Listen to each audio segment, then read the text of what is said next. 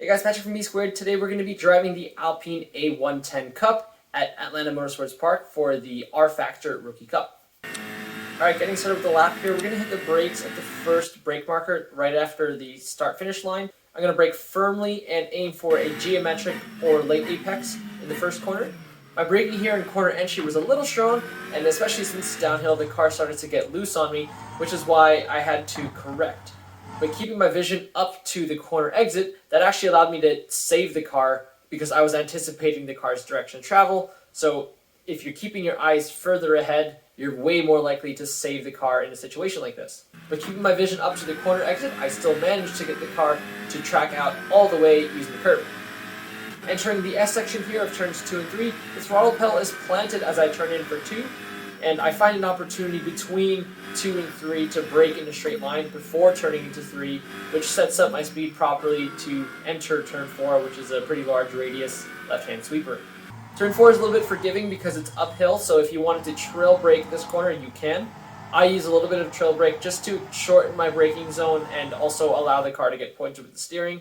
And here I prioritize the line, trying to hold a tight radius close to the curb until I see the apex marker at the end of the inside curbing. That little apex marker is my indication to start tracking out to the right-hand side, preparing for turn 5. You'll also notice the approach to turn 6 is downhill, and you want to make every advantage of all the downhill sections on this course for acceleration if possible, because the combination of acceleration and downhill are going to compound and give you much better exit speed.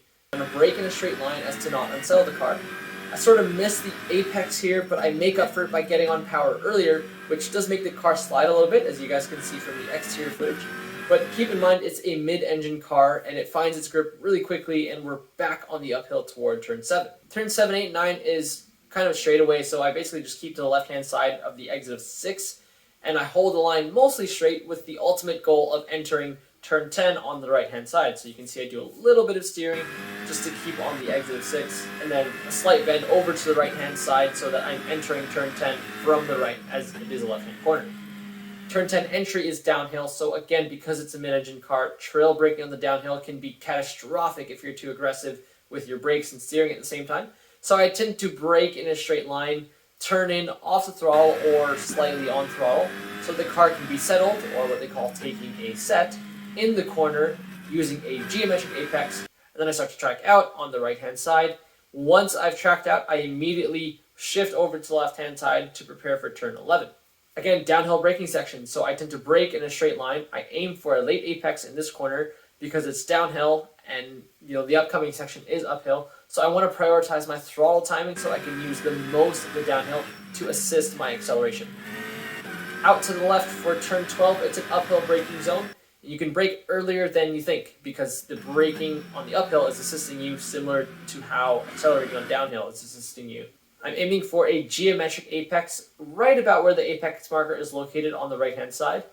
What you'll notice about my brakes in this uphill braking zone is that I don't actually press them all the way, which I think could have hurt my lap time because in theory I could have braked later using more pressure and maintain the same speed on corner entry.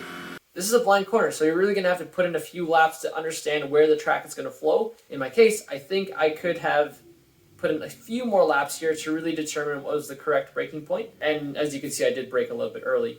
At tracks, especially with blind corners like this, seat time is key so you have an understanding of the direction of flow of the track. I also go slightly wide here on the apex of corner 13, just about a car or half a car's length away from that inside curbing. But I think that's because I really want to prioritize getting on throttle early, using that downhill to my advantage, especially with the final section of the track being uphill. Now there's no excuse, I should have been on the proper line here, apexing when I should have. But if I wanted to mitigate my mistake, I definitely think it was the better choice to prioritize the throttle than slow down the car in order to correct the line. If I'd steered in at the correct point and went on throttle at the correct point, the overall distance of the track would be shorter, and therefore I would have meant a better lap time. I treat turns 14 and 15 as sort of one large individual corner, where turn 14 starts off as a mid-track entry, large radius, and I really want to prioritize being flat on the throttle here. If I lift throttle to prioritize the line, then the car is going to slow down, and I don't want that because the next section is uphill. So I want to take the tightest radius possible that would allow me to be flat on the throttle, whether or not that is the theoretical best line. My only constraint is that I want to be on the left-hand side entering turn 16, so I can use the end of the curbing turn-in marker and get on the curb for turn 16 at the apex. However, you'll notice I completely missed in that turn-in marker by probably about 10 feet, turned in way too late, and unfortunately had to lift the throttle to stay on the track. So with some quick decision making, I ended up prioritizing the throttle duration over the line as to not overslow the car on the uphill section. So looking back, how can we most improve this lap? 3 corners, I missed the apex and corrected with the throttle. On all these corners, if I had the correct line and the same throttle application, I think that is what could have gotten me into the mid 21s, maybe low 21s area. But for now, we're out here at 122.098. Benchmarking myself against the current standings of the R Factor Rookie Cup, I placed at about 34th, 35th position. So if you guys haven't started to enter the low 122s, high 121s area, I hope this video is helping you guys achieve your lap time goals and breaking your plateaus. Well, thanks for watching our guide here for Atlanta Motorsports Park in the Alpine A110. If this video helped you in any way learn something about driving, press that like and subscribe button and even hit the notification bell to keep up to our latest videos. And if you guys want to take your driving to the next level, check out our website, b-squared.io, where you can see our motorsports consultation offerings. And this always applies to both sim racing and real life racing. And if you guys have any quick questions, leave them in the comment section or feel free to send us a DM on Instagram. I'm always there to answer questions for you guys. Thanks for watching, and we will see you at the track.